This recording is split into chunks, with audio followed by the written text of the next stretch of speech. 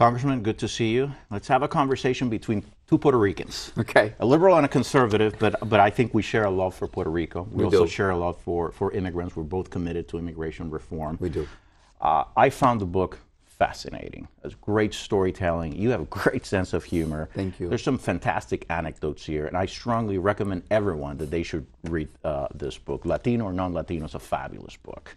Now, as I read it, two words came to mind. Identity and empowerment. Two words that describe Luis Gutierrez. A commitment to your Latino roots, to your Puerto Rican identity, and a commitment to empower the Latino community. Is that a fair assessment of who you are and you've been?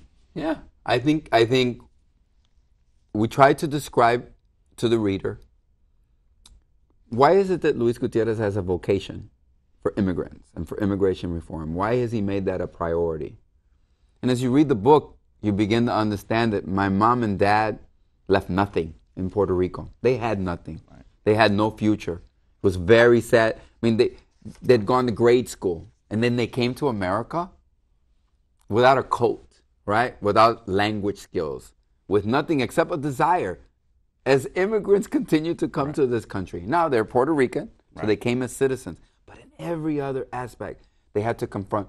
They came in 52. So if we were in New York 60 years ago, the banner headlines in New York City would be that we were bringing diseases from the tribe. Right. How do we stop them from coming to New York? Right. That they were criminals, that they didn't speak the language, that they wanted to get on welfare.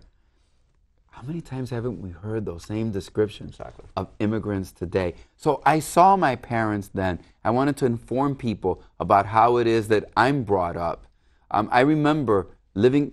Look, I was born in 53. That was 10 years before the Civil Rights Act.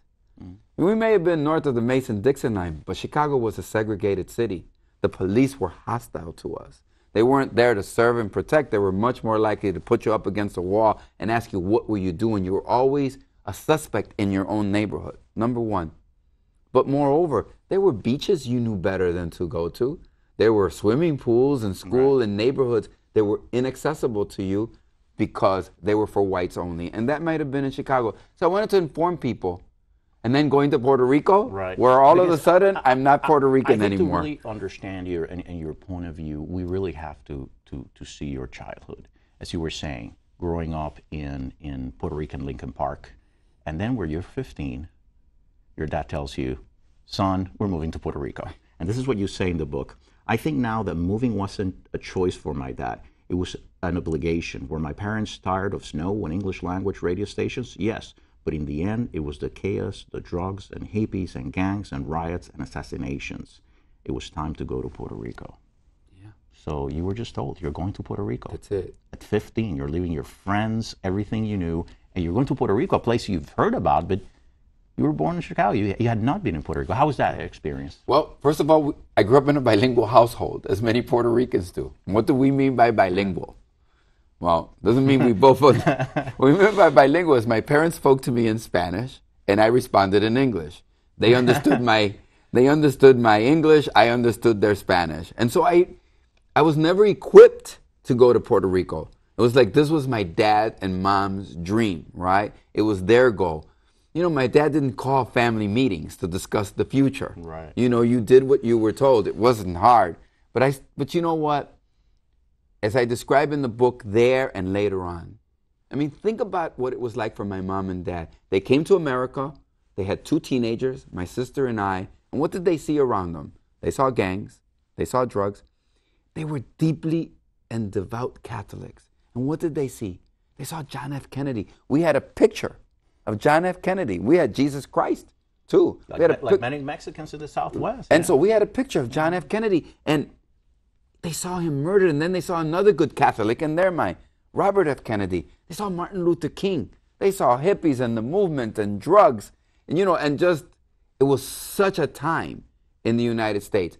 I mean, when Martin Luther King was assassinated, they saw the National Guard on our streets in the city of Chicago. They saw rioting. I think my dad kind of said, it's time to go back to the mountains of Puerto Rico, a place that's safer so that I can finish up raising these But children. the interesting thing is, because you grew up in a Puerto Rican neighborhood, you thought of yourself as Puerto Rican. Right. But then you go to Puerto Rico, and all of a sudden they see you as the guy from the U.S., as American. Right. And there's a great story here. You're in class, you go to talk to this girl, and you approach her, you introduce yourself, and she says, "El gringo me está molestando." Starts screaming, the girl, the gringo is bothering me.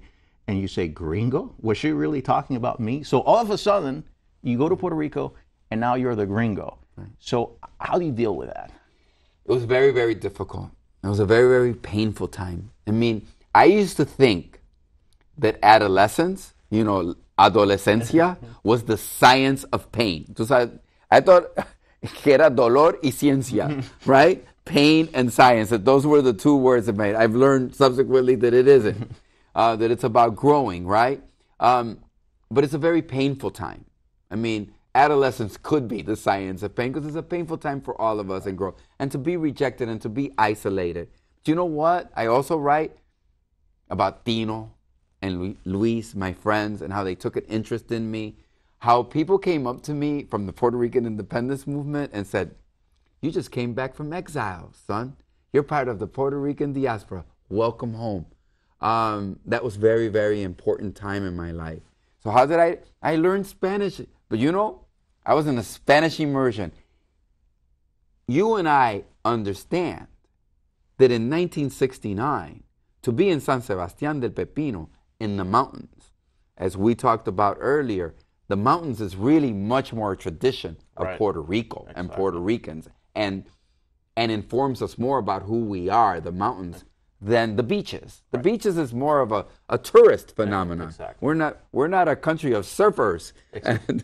And it's a mountain culture. It's a mountain culture where it's coffee and sugarcane. And sugarcane, La Central Plata, was the lifeblood of San Sebastián del Pepino.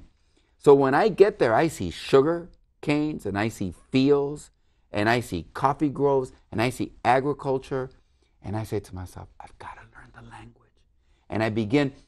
The interesting thing, though, as I describe in the book too, is that it taught me in Chicago, there was one social class. You were all Puerto Rican. There wasn't a upper class, a middle class, and a lower class. We were all of the same class, the Puerto Rican class that lived in the city of Chicago. Because everybody drove a cab or worked in a factory or swept floors or, washed dishes. You were all working class people. When I get to San Sebastián del Pepino, I realize social classes and social structure and the kind of divisions that are made both on the color of your skin and on your income and who you are in terms of your income. And I tried to describe some of that. So the unity that you saw in the States among Puerto Ricans not necessarily was there when you were in the island. No, because let's say the greatest guy in my neighborhood, right, the entrepreneur, right, the top guy might have been the bodeguero that owned the local grocery store, and he probably was wealthy in comparison to the rest of us. We know he had more money because he always had what at his counter, right? La libreta, right? And what did he put in the libreta? How much you took in credit that day, and how much you owed. Right. But he was an institution. And you know what? I never remember him charging credit, right? I mean, interest. What he did was he kept you as a client. And the bodega was a little part of Puerto Rico in the United States, right? The revistas and every now and then quenepas would show up and mangos. An incredible sense of family when you go to places like that. Now, in Puerto Rico, as I read the book, is where your political conscience awakes. You become involved with the Independentista Party, the people, Partido Independentista Puertorriqueño, the Puerto Rico Independence Party. Sure.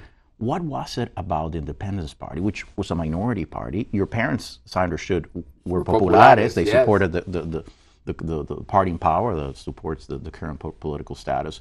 What was it about the Puerto Rico Independence Party that excited you and led you to get politically involved? Two things. Number one, remember, San Sebastián del Pepino fue donde es Lares, right?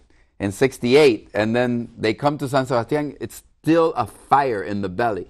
Puerto Rican independence has never gained more than 4 or 5% of the electoral vote. But in San Sebastián, there were doctors, dentists, lawyers, architects, owners of, I mean, many men and women of industry and commerce, as we would say. Right. You know how many teachers in San Sebastián were in the, they were everywhere, and I looked at them, they were